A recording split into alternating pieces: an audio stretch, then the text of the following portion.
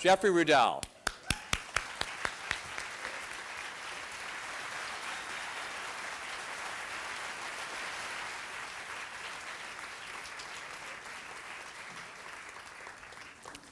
In the spirit of honesty, I'm going to begin by confessing that I sometimes lie.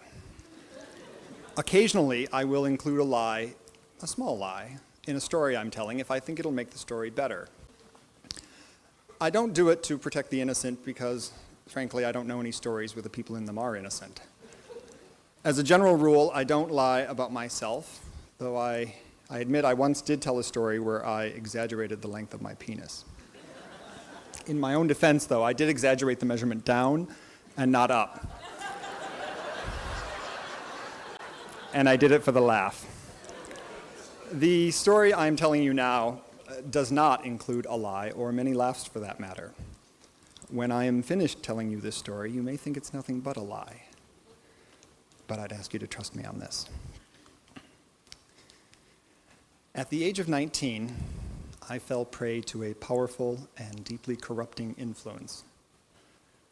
It dogged me for 6 years, costing me many a friend, and in the process bringing my family to ruin. It crippled me to such an extent that I have spent the intervening 17 years recovering from it. The influence I speak of is hope. Like most addicts, I owe my parents a thanks for passing along this proclivity. Both of my parents loved me terribly. They taught me right from wrong. They taught me to be courageous in the face of bullies. They taught me patience and forgiveness. They taught me that love would see you through any misfortune. My troubles really began on Independence Day. Not the Independence Day, but rather my Independence Day, which was Memorial Day, 1982. That was the day I told my parents I was gay. The act itself was relatively uneventful and unspectacular. Mom, Dad, I'm gay. It should have been more spectacular, I guess. I've always wished it had been, but subsequent events overshadowed it, and it pales by comparison. The subsequent events took place in my absence after the fact, as I was in my car driving back to college to take my final freshman exams. I remember being on the highway and thinking, I'd kind of expected my parents to freak out a little. But to my surprise, they hadn't freaked out. They had been calm and cool. I don't have any words to describe how happy I was that day in my car driving back to school. Meanwhile, subsequent events were busy unfolding back home. My mother was going through the house where I grew up and was gathering together things I had made for her. A little wooden jewelry box that I made when I was in 4-H, a painting, a portrait of the two of them that I'd done when I was 16, a box containing all the letters I'd written home from camp and from college. She was busy removing photographs from the walls and placing them in piles. And she was directing my father, who never dared not follow her direction, to take my bed and my chair and my lamp and the cherry wood desk I built for myself in wood shop, and to put them all in the front yard, next to the rock garden, but not too close to the maple tree.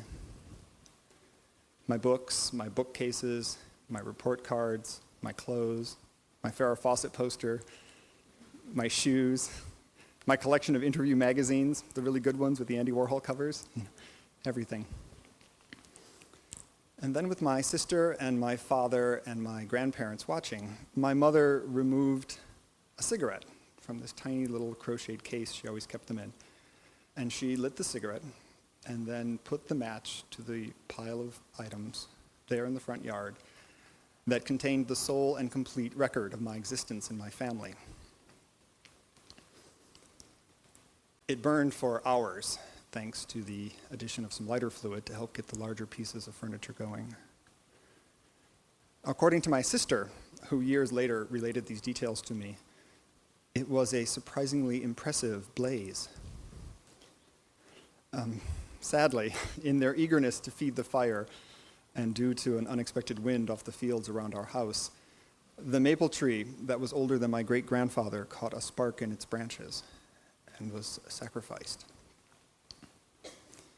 I, of course, didn't know anything about this because I was in my car. I was happily in my car driving into my future. They cut off all communication with me. They emptied and closed our joint bank account. There goes school for me. They barred the door. They stopped talking, stopped answering my letters or taking my calls. They pretty much stopped everything. They just stopped.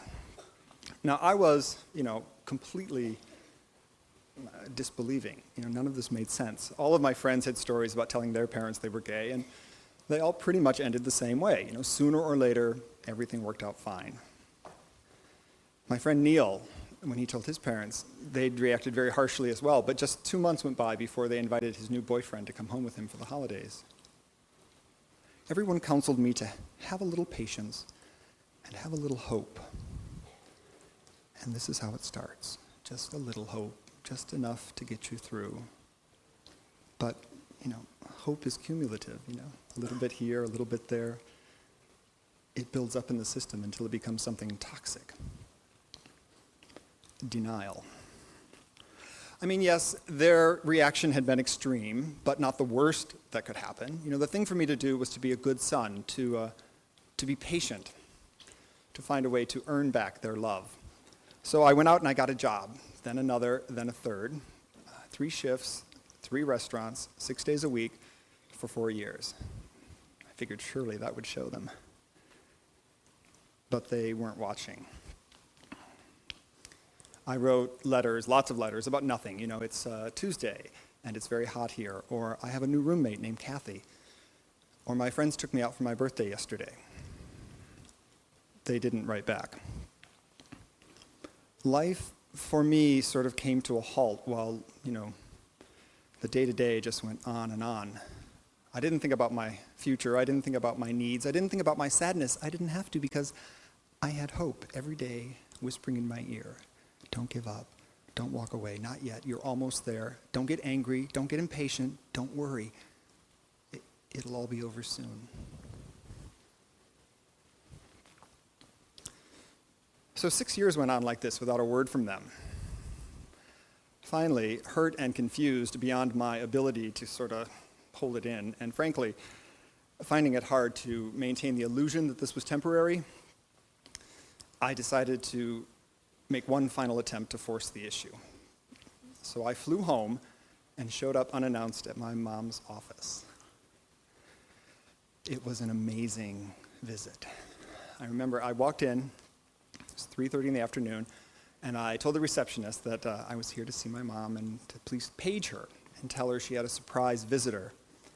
And then I stood there in the lobby and I watched as my mom walked down this long hallway toward me. And I watched as she got closer and she looked up and she saw me and then she, recognized who I was. And then she turned and walked away. Under 2 minutes. It was an amazing, if very, very, very brief visit. 2.5 weeks later, a black funeral wreath was delivered to me at my office with a note that said, "In memory of our son." Clearly, it was time to give up hope and take up therapy. So I took up the talking cure. I talked to a counselor who asked me why I had invited such turmoil into my life. And then I talked to a minister who suggested Christian youth camp. I talked to a lesbian who offered to slash my mother's tires if I paid for her ticket there. I signed up for scream therapy where I beat pillows with a tennis racket and screamed obscenities and tore my rotator cuff. Mostly I talked to friends, and mostly the pain persisted. I learned something at that time. I learned that pain is likewise cumulative. The longer it lasts, the more crushing it becomes. Years went by like this, just the two of us, me and my unhappiness.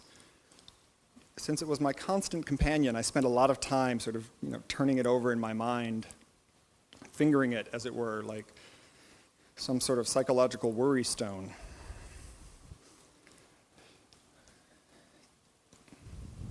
In time, so much handling has eroded it, worn away is most of the anger and much of the hurt. All that remains now is a small, smooth, hard, nearly weightless pebble of unhappiness. But there remains one question. How is it possible that they were able to teach me love and loyalty in excess of what they themselves possessed?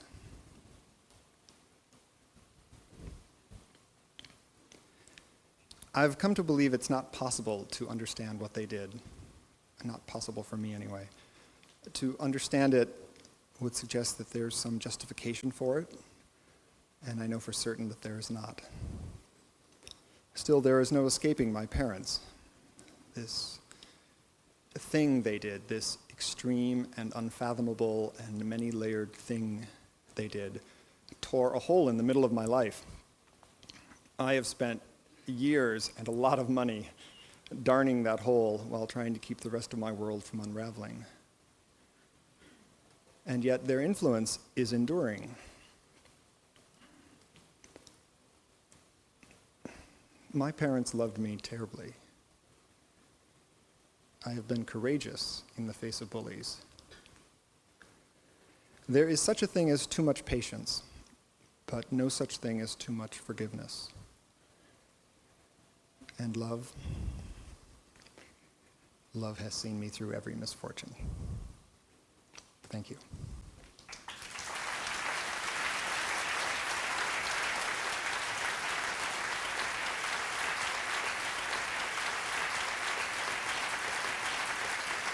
Jeffery Rudell.